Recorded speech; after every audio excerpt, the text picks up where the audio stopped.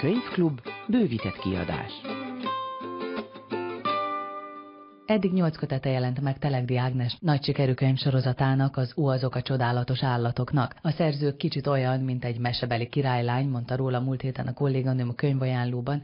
Nem félnek tőle az őzikék, és a postaládájába is beköltöznek a madarak. Állatos könyveiben hétköznapi kedves történeteket mesél el, és mire az olvasó a könyv végére ér, maga is keresi a hasonló élményeket. Telegdi Ágnes arról mesél először, hogyan indult útjára ez a könyvsorozat. Nekem az örök szerelem a madarak, de én madarakkal indultam, a Madarak énekeivel, ami egy ilyen nagyon tavaszias, koranyári történetsorozat. Hangsúlyozom, igaz történetek. Madarakról nyilván a párzás, a fiókázás időszakából leginkább. Ez volt igazából a legelső. Ezen keresztül tudtam a legjobban én magam is kibontakozni, de nem én vagyok a cél, a látni és láttatni elvét vallom. Méghozzá leginkább nyilván gyerekeknek szánva, nem kizárva az érdeklődő felnőtteket. Ez 5 és 11-2 éves kor közötti gyerekeknek szerintem a legizgalmasabb, és először a madarakkal kezdtem. Az ő adott esetben végigfigyelt félnapjukat írtam le, természetesen a saját szemszögemből, ahogy én láttam. Az a célom, hogy találja más is ezt olyan izgalmasnak, főleg egy kisgyerek, hogy ő is szeressen ilyet látni. Menjen ki a természetbe, kicsit ugye mozogjon, szakadjon el számítógéptől, tévétől, egyébektől, és egy picit maradjon csöndbe. Ez ami borzasztó nehéz. Tehát ugye az, hogyha 10 percig ülünk egy balatoni nádas mellett, akkor valami biztos, hogy megmozdul, de csak akkor, ha csöndbe vagyunk. Nekem az alapszakmám gyógypedagógus, én rendkívül hiszem azt, hogy a pedagógiai és didaktikai módszereket, ha jól alkalmazzuk, nagyon jó eszközökkel, látványos képi anyaggal, akkor rengeteg dolgot el tudunk érni. Ez az egyik, hogy az amúgy hiperaktív gyerek is, ha csak pár percig csöndbe marad, nem rohangál botokkal, akkor egy hétköznapi csodát lát. Ezzel a madaras könyvvel nyitottam meg ezt a történetsorozatot. Ugye itt mindenféle madarakról van szó, van-e közöttük kedvenced? Bármilyen döbbenetes, nekem nagy kedvenceim a varjak, akikről el kell mondanom, hogy ők énekes madarak. Ez döbbenetes és hihetetlen, hiszen ha károgni halljuk őket, akkor egy ilyen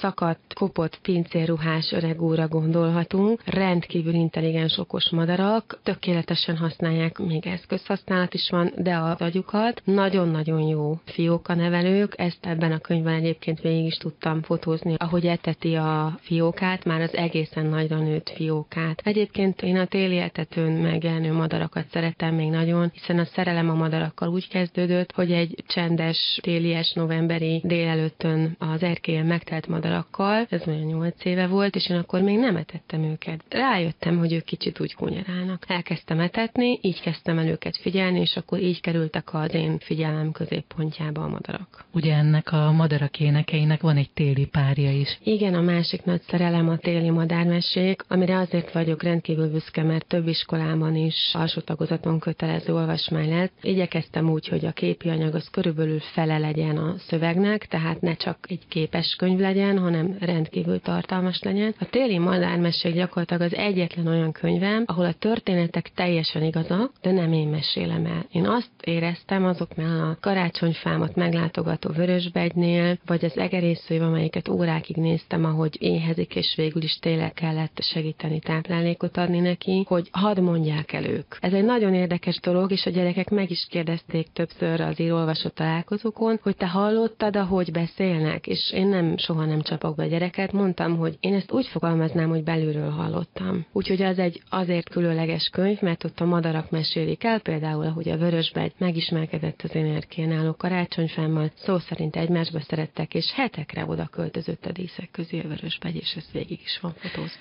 Hadd emeljem ki, a sláger, az egyik legkedvencebb, ami szintén igaz történet, az a Cinke család, egy szénszíneg, amelyik fogta, és beleköltözött a postaládámba. Ez megint olyan, hogy nem igazán hétköznapi történet, mert a cinkék amúgy rendkívül jól urbanizálódott, tehát az embereket nagyon megszeretett madarak, de általában azért nem pont postaládákba, illetve ez egy rendkívül keskeny kis ütőt kopott postaláda volt, és hogyha hátsó borítóját megnézed a könyvnek, ott megnézheted, és akkor talán majd az olvasók is a kezükbe veszik, hogy mekkorára nőnek 3 hét alatt. Tehát vannak ilyen nagyon kedves sláger történetek, ahol én nem tudom garantálni, hogy a gyerekekkel ez megtörténjen, de érdemes etetni a madarakat, meghálálják, talán megérzik a kezünknek a szagát, és talán szeretnek aztán is a környezetünkben maradni. Talán az egyik legérdekesebb könyved, legalábbis számomra, a Rovarok és pókok, ahogy még sosem láttad őket, mert hogy ennek valamiféle pedagógiai háttere is lehet. Így van, a Rovarok és pókok az azért készült, hogy ne féljenek, ne féljetek. A rovarok és a pókok az egyik legnépesebb társadalom, tehát milliónyi van, kikerülni, elkerülni nem lehet őket. Természetes, hogy találkozunk velük, a legegyszerűbb, ha nem félünk tőlük. Ismerjük meg. Nyilván itt én védett rovarokat és pókokat szedtem össze, de itt olyan állatokat keresgéltem,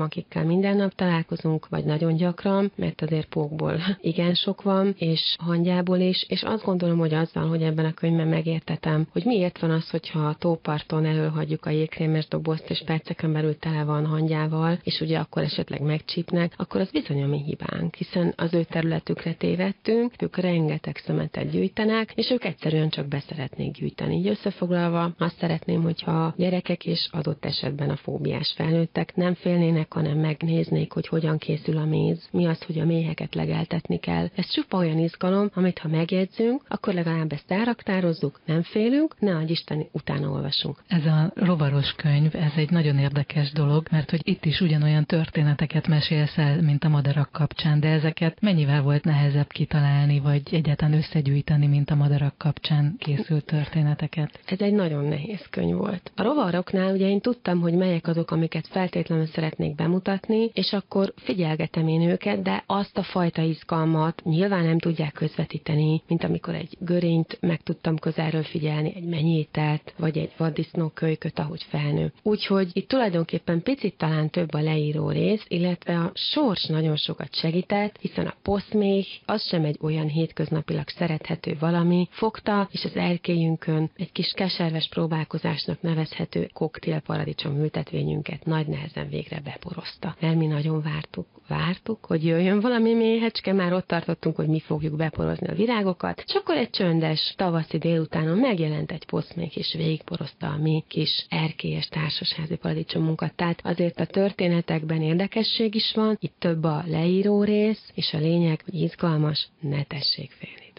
Talán a legnépszerűbb könyv az az állatkölykökről szóló. Ezek hogyan készültek, és egyáltalán milyen állatokról van itt szó? Az állatkölyköket nagyon nehéz volt kihagyni. Igyekeztem ezen a területen belül is egy abszolút nem gügyögös könyvet írni, hogy úgy legyen megható és hétköznapi történet, hogy kedves, aranyos, szép szókincsű, és bizony hétköznapi drámákkal teli, hiszen benne van egy kis vidrapár, amelyikből csak az egyik kölyük marad meg. Ez az első könyv, ahol le kellett írnom, hogy az életben vannak keserves dolgok, és nem olyan egyszerű maga a születés is. Pont most lapoztál el a boci mellett, ami előttem született. Ez egy 0 perces boci, hiszen ott szedték ki előttem, és végignéztem azt, ahogy ő lábra áll, ahogy megismerkedik a világgal, és ezt szerettem volna megosztani, mindezt egy jégesőben, belekerültek a veresegyházi kismacik, amelyek potyautasok voltak, hiszen nem tudták, hogy az apuka az nincsen ivartalanítva, kis hattyúk is vannak benne, 2 évig nevelik ott gyakorlatilag a szülők, és hát az örök